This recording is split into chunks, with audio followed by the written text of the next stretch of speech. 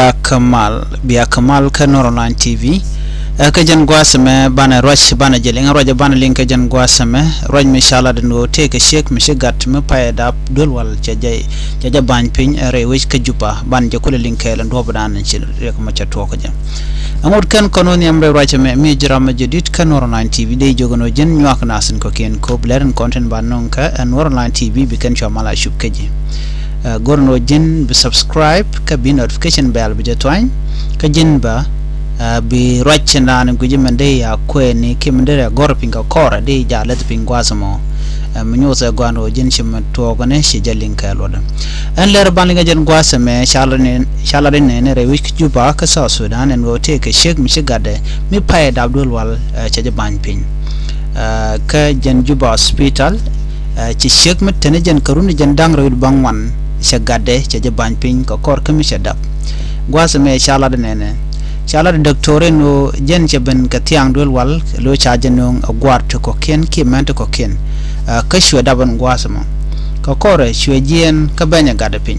wa jen ga je kwaj kaje ko jen wa gwad dana chaga chaje nang wa gad wa point wa je lak ke wa point wa je poch an gwasama mi je doctore ki na sintin content dab ala meet wife gwad dana chicken gat chicken gorun de kan lo joko cha point ori alaka ni ga dab de chukan be jega no che nyama che tum jien charod li lo charge jek doctori cha roje mo charge la doctor tintere wi ke jupa ke ka South Sudan chicken la no chine di long chet ko medan chine me chiro de lat ka mai wu chine ling gwade chi sheke dab tin ke chwa chek mi che dab ke chwa ka dangro no an sheke che dab ko mai wu ke chwa ka dangro shwa gat kel chuje yek yer ka shwa gat kel chuje yak wi pol no ka garto ne chicken ngot kami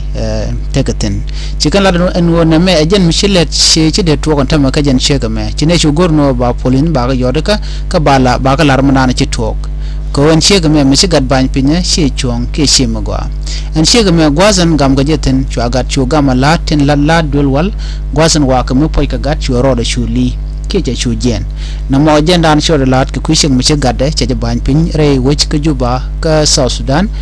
dul wal gwan mi shajo gamten en chega me Canada pra dab dul wal dum mi dong arar ntama lo dab gwado dien dong che gada ma dong che nek bane dung do che dab dul wal ka chu banje pinyan tama chaje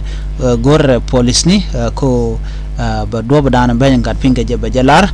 ka ba ramadan en ta gat bajalat ba no ajen dan le roda me chit to kama u cha gorno cha dele to ba kan nitin ko kenen konti lamen ketila gwar shiga jen shiga me te gurno jen dangro bangwan karodin jen shiga dana shiga da shiga ban pinre duel wal ka juba ne me jen dan de kon linga la ler mi jira ma jedid gorno jen bi jen wak nasin ko ken ko blerti bi kan cha mala shub ka je gwas dan en pai ka bare ka jen bi ataka mal baba bana nyogo jek kal ler da dien gwas dan en bana ler dial bana ka linga je bye